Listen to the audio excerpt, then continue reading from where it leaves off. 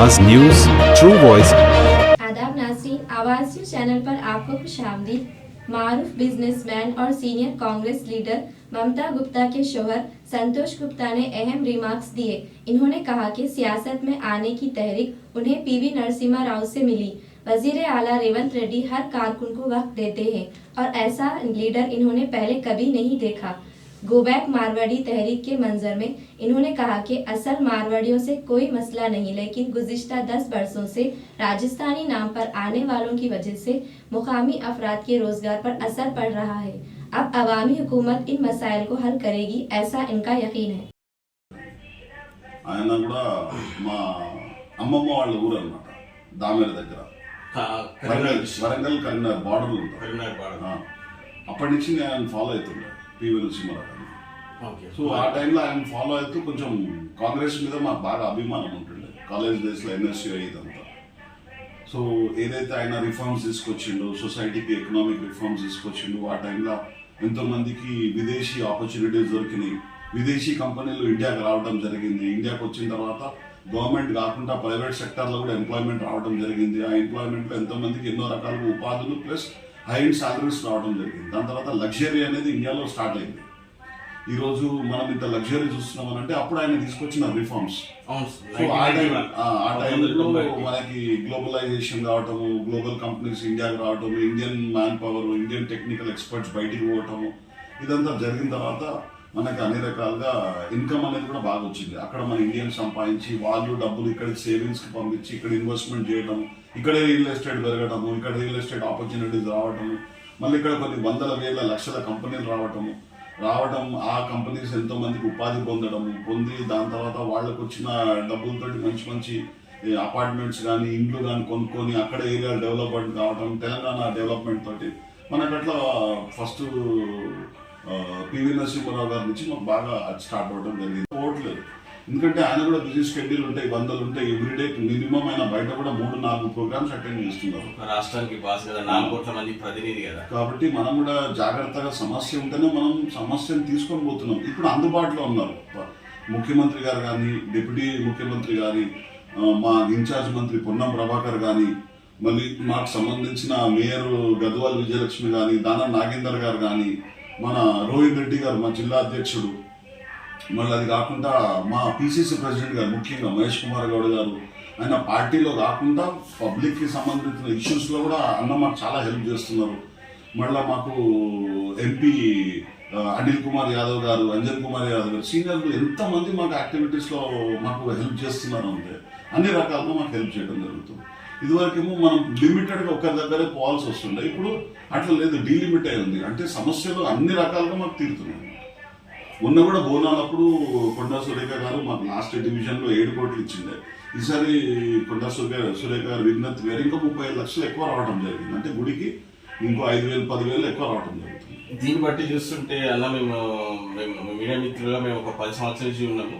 దీన్ని బట్టి చూస్తుంటే మంచి ఎక్కడ ఎదుగుతారో అక్కడే దాని వెనకాల చెడు కూడా ఉంటుంది. అంటే ఒకటి ఎదుగుతుంటే కూడా దాన్ని తొక్కడానికి ట్రై చేస్తుంటారు. మీరు ఇప్పుడు అధికారంలో లేకుండా సీఎం స్థాయి వ్యక్తి మీకు ఒక 20 సార్లు టైం ఇచ్చినచ్చు. మా పేపర్లోనే మేము ఒక 20 సార్లు చూస్తున్నాం, మా ఓన్ పేపర్లో. అంతేకాకుండా మీరు అధికారంలో ఉన్నా అధికారంలో లేకుండా చాలా సేవా కార్యక్రమాలు చేస్తారు. మీకు పదవితో సంబంధం లేదు, మమతా గుప్తా గారికి కానీ మీకు కానీ. అంటే మీకు జనాలతోనే ఉన్నారు, అగ్రనేతలు సీఎంతో ఉన్నారు. మీకు మధ్యలో గ్యాప్ వచ్చిందంటే ఎదిగితే వదలలేని వాళ్ళు ఎవరైనా మీ పైన మిస్గైడ్ చేసిండ్రా అనేది చూడండి సార్. అది కామన్ గా అన్ని జాగాలలో మీకు డౌట్ వచ్చిందా? మేము దాన్ని పట్టిన సో కాల్డ్ మార్వాడీస్ 2014 తర్వాత తెలంగాణ వచ్చిన తర్వాత వచ్చిండ్రు. వాళ్ళు మార్వాడికి సంబంధించిన వ్యక్తులు కాదు. వాళ్ళు రాజస్థానీ భాష మాట్లాడేసరికి మనం వాళ్ళని మార్వాడోళ్ళు అనుకుంటున్నాం, కానీ అసలు మార్వాడికి సంబంధించిన వాళ్ళు Mali community, Maheshwari community, Agarwal community, Jain Samaj, ఇట్లా కొంతమంది ఉన్నారు. వీళ్ళు చాలా ఆర్గనైజ్డ్, సిస్టమాటిక్.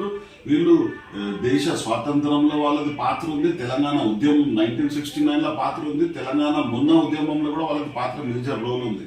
ఇంకొకటి, ఈరోజు వాళ్ళు చేసిన సేవా కార్యక్రమాలు ఏరియాలో ఎవరు చేయరు.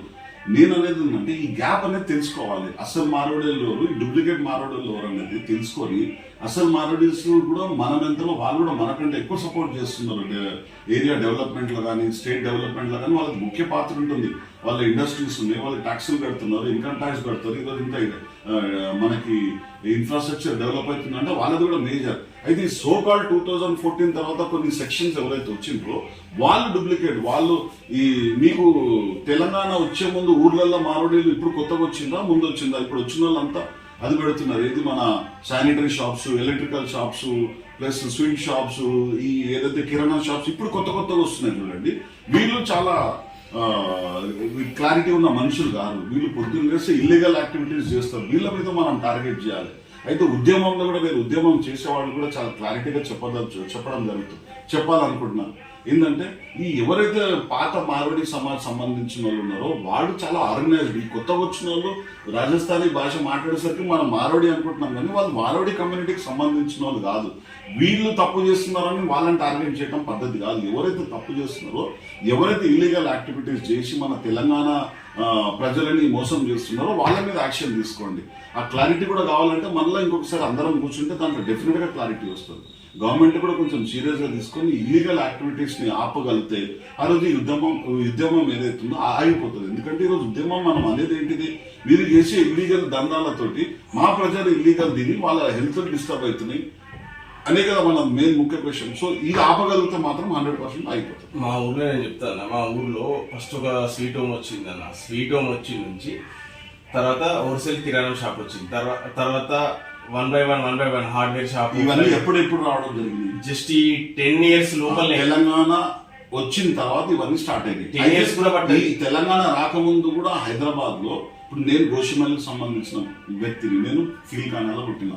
నేను పుట్టక ముందు ఇక్కడ బద్రి విశాల్ పిత్తిగారెడ్డి ఎమ్మెల్యే ఉండే, మారోడి సమాజ్ అగర్వాల్ సమాజానికి సంబంధించిన వ్యక్తి ఎమ్మెల్యే. అంటే పబ్లిక్ లో ఎంత పేరుంటే ఎమ్మెల్యే అవుతాడు?